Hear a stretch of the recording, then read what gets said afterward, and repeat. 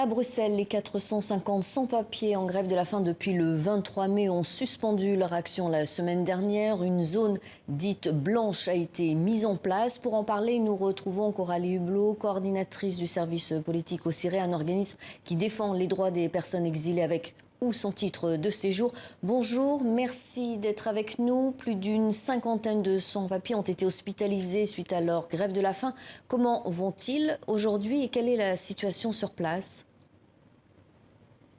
Alors, la situation sur place, c'est que on a toujours une majorité de personnes qui occupent les différents lieux d'occupation, donc l'église du Béguinage et les locaux des universités ULB et VUB.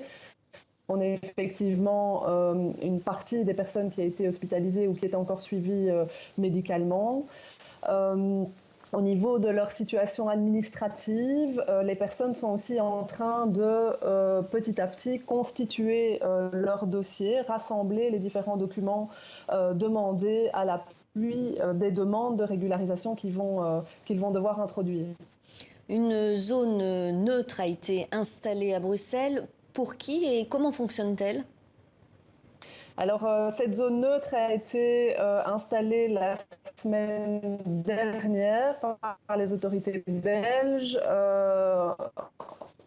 La ville de Bruxelles et Fils dans traitement des demandes de régularisation qui l'ont mise en place au départ pour informer les grévistes, les personnes sans papier grévistes de leur situation administrative actuelle et des procédures possibles à introduire pour eux. Alors actuellement, cette zone neutre a été fermée par le secrétaire d'État en charge de l'asile et de la migration. Elle a été fermée hier, elle est encore fermée aujourd'hui.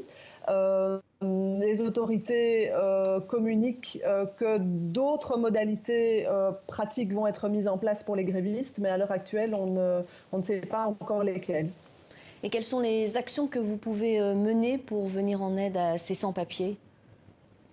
Alors pour le moment, il y a différentes choses qui ont été mises en place pour permettre à la fois le relogement des personnes sans papier, grévistes, mais aussi l'accompagnement socio-juridique. Il y a aussi des organisations qui prennent en charge évidemment le suivi médical, donc le bilan médical et le suivi médical des personnes sans papier. Donc il y a toute une série de choses qui sont en train d'être mises en place pour les personnes.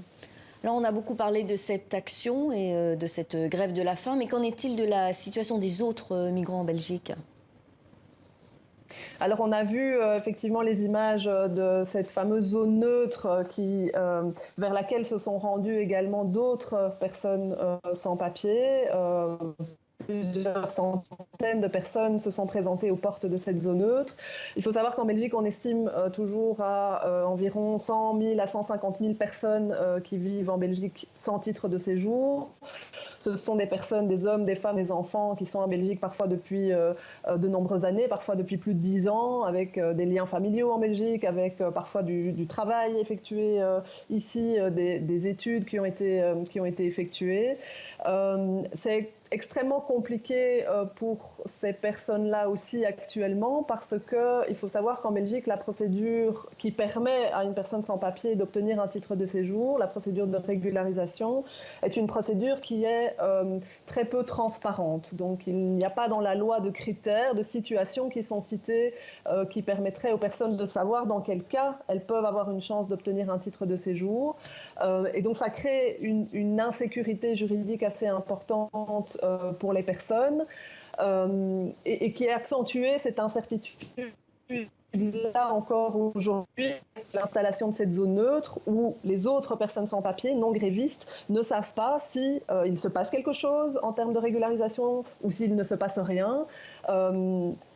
Et c'est extrêmement compliqué pour eux aussi de s'y retrouver dans la situation actuelle. Merci. Encore plus qu'en temps normal. Merci beaucoup Coralie Hublot. Je rappelle que vous êtes coordinatrice du service politique au CIRE. Merci infiniment.